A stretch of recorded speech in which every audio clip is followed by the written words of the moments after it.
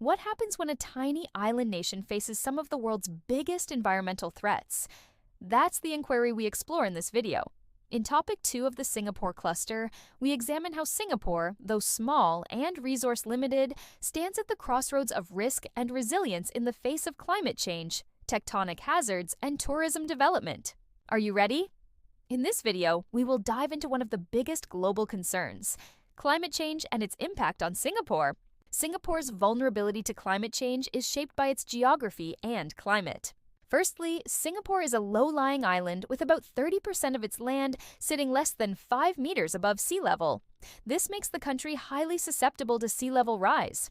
Between 1975 and 2009, sea levels in the Straits of Singapore rose by 1.2 to 1.7 millimeters annually, and projections suggest that they could rise by up to 1 meter by the year 2100. A 1-meter rise in sea level could put large swathes of coastal infrastructure, residential zones, and economic hubs at risk. Areas with low relief, especially those built on reclaimed land, could become increasingly prone to inundation and tidal flooding. Beyond sea levels, Singapore's climate also experienced significant warming. Data have shown that the annual mean temperature rose from 26.6 degrees Celsius in 1972 to 27.7 degrees Celsius in 2014. If global emissions are not reduced, this could rise by another 4.6 degrees Celsius by 2100. This means that more days could reach heat wave conditions, where maximum daily temperatures exceed 35 degrees Celsius for at least 3 consecutive days. Heat-related illnesses like heat exhaustion, dehydration, and even heat stroke can become more common, putting vulnerable groups such as the elderly, young children, and those with pre-existing medical conditions in greater vulnerability. Furthermore, weather patterns are also shifting.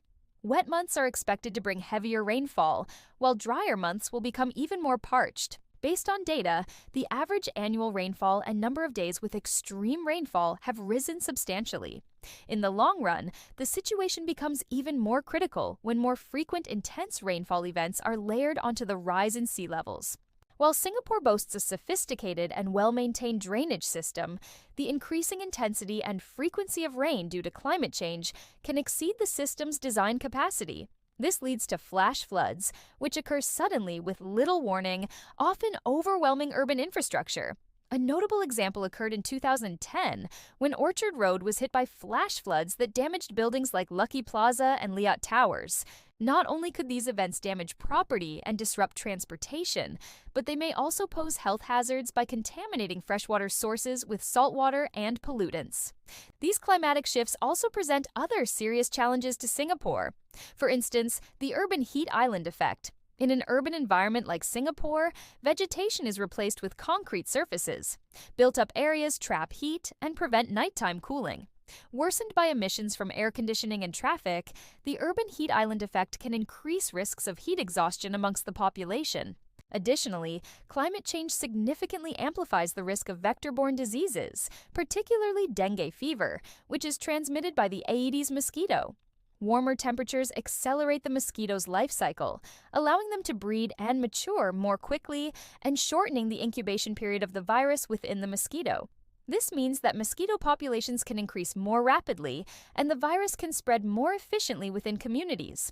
In Singapore's urban environment, where stagnant water can easily accumulate in areas like flower pots, drains, and construction sites, these conditions create ideal breeding grounds for Aedes mosquitoes. Higher ambient temperatures also prolong the mosquito's active biting periods, raising the chances of human-mosquito contact. This explains why, in recent years, Singapore has seen some of its highest dengue case numbers, with over 35,000 cases reported in 2020 alone. It doesn't end there. Rising temperatures and shifting rainfall patterns also threaten Singapore's biodiversity, food security, and water supply. Rising temperatures and shifting rainfall patterns pose multifaceted threats to Singapore's natural ecosystems and essential resources. One major area of concern is biodiversity loss, particularly in fragile marine ecosystems. In 2010, elevated sea surface temperatures triggered coral bleaching events in Singapore's southern waters, resulting in the loss of approximately 10% of our coral reefs. Coral reefs are critical habitats for marine biodiversity and serve as natural buffers against coastal erosion. Their degradation not only reduces ecosystem resilience, but also affects the livelihoods of those involved in marine-related sectors. In tandem, food security is increasingly vulnerable. With over 90% of Singapore's food imported from a global network of suppliers, the country is heavily exposed to climate-related disruptions abroad. For instance, erratic weather events like droughts or floods in source countries can lead to sudden price surges or supply shortages. This reliance on external sources makes it challenging to maintain a stable and affordable food supply, especially during periods of global uncertainty or logistical disruptions. The water supply is another pressing issue. Although Singapore has diversified its water sources, it still imports a significant portion from Malaysia, particularly from Johor's Lingyu Reservoir. During extended dry spells in 2016 and 2019, rainfall shortages caused water levels at the reservoir to plummet by over 30% and 50% respectively. These drops raised alarms about the reliability of imported water, especially as such climate-induced dry spells become more frequent due to global warming. These interconnected threats, loss of biodiversity, food import risks, and water insecurity underscore the need for integrated climate adaptation strategies. They highlight how climate change is not just an environmental issue, but one that affects Singapore's national resilience, economic stability, and long-term sustainability. But challenges inspire innovation, and Singapore adapts by creating opportunities. To protect itself against future sea level rise, Singapore has progressively strengthened its coastal defenses. Beyond large-scale reclamation, Singapore also employs a range of coastal protection innovations tailored to different sites.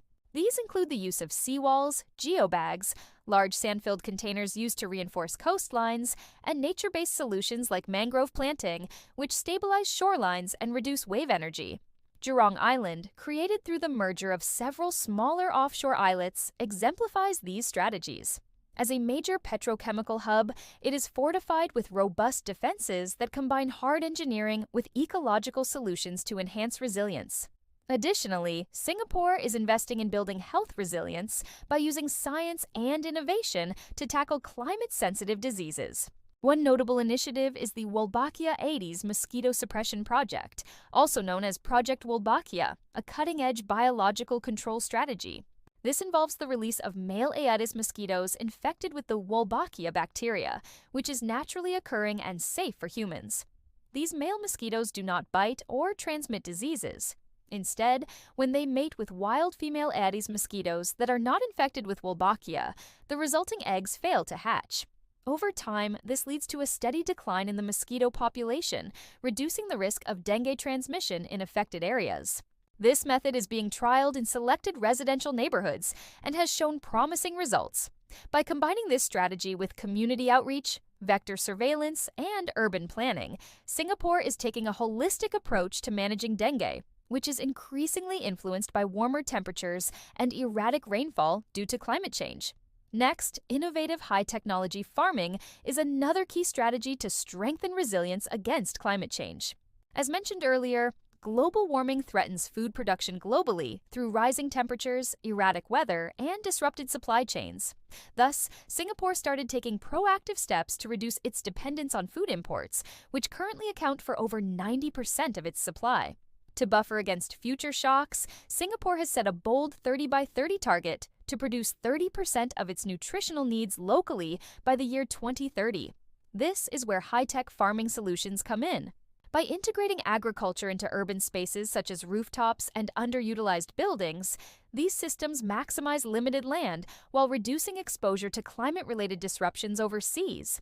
Take citiponics at Ang Mo Kio, for example. It is a rooftop farm that uses a closed-loop system to grow vegetables efficiently with minimal water and no soil. Another example would be the use of vertical farms and aquaponics systems, such as those operated by Sky Greens and Sustaneer. These climate-controlled environments are climate resilient, thereby ensures a stable, homegrown supply of fresh produce regardless of external climate conditions. Water resilience is also a critical pillar in Singapore's climate adaptation strategy. Rising temperatures and erratic rainfall can affect the reliability of imported water from Malaysia and reduce reservoir levels, as seen during the dry spells of 2016 and 2019, when Johor's Lingyu Reservoir dropped to dangerously low levels.